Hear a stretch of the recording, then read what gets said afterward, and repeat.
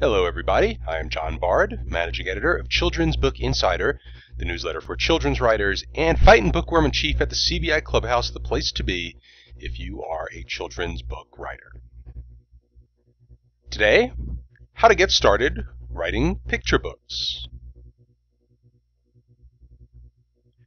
Many beginners believe writing picture books are a breeze, but it requires a lot of skill to pack a story into a few words.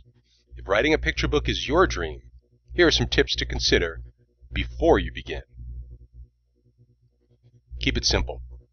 You should be able to sum up the plot of your picture book in 3 sentences. Not every detail, of course, but the broad strokes. Use 1 sentence for the beginning, naming your main character and the problem or conflict he'll face in the story. 1 for the middle, describing the gist of the efforts your character makes to solve his problem. And 1 for the end, how he finally resolves the conflict and reaches his goal. If 3 sentences don't capture the essence of your plot, then it's probably too complex for a picture book. A note here, you're concentrating on plot in this case, the action of the story, rather than theme, the underlying message. Don't get into describing theme when you're summarizing your plot. The theme shouldn't even be an issue at this point. You want to construct a story so the character's actions and how he changes because of those actions implies a lesson to your readers. Think in pictures. The term picture book says it all. The illustrations are just as important as the words. The average picture book is 32 pages long, with about 4 pages of front matter, that's the title page, the copyright page, and so on. So, you have 28 pages of text and illustration. If you aim for 1,000 words to tell your story, that's the average length of a picture book text, about 1,000 words. That gives you about 36 words per page. And some pages will have more words, some less, depending on the pacing of your story. While you don't want to obsess over precise word counts when you're writing early drafts of your manuscript, do keep in mind that every page of your book needs to inspire a different illustration. So count out 36 words from your manuscript and note how big a block of text that is on a page. That's about how many pages you can devote to each illustration. After that, your characters have to do something. Move around, change locations, so the illustrator will have a new picture to draw.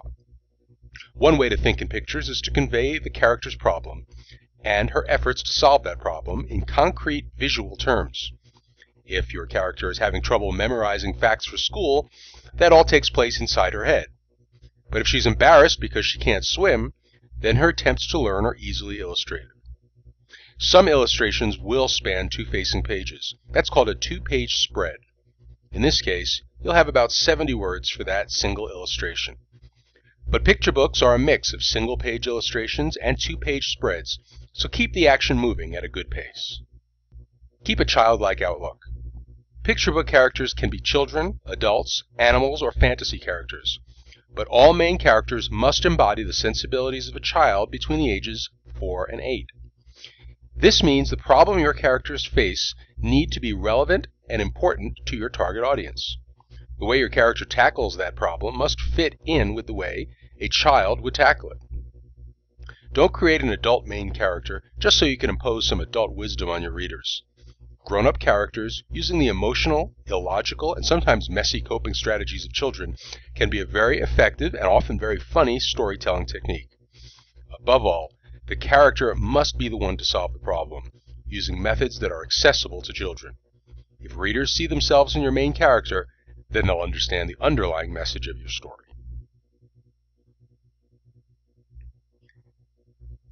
If you want to learn more about writing picture books or any kind of children's book, stop by the CBI Clubhouse for lots of information.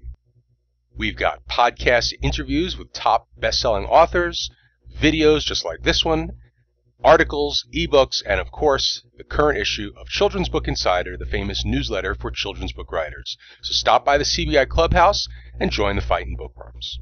Until next time, this is John Bard, reminding you, keep writing.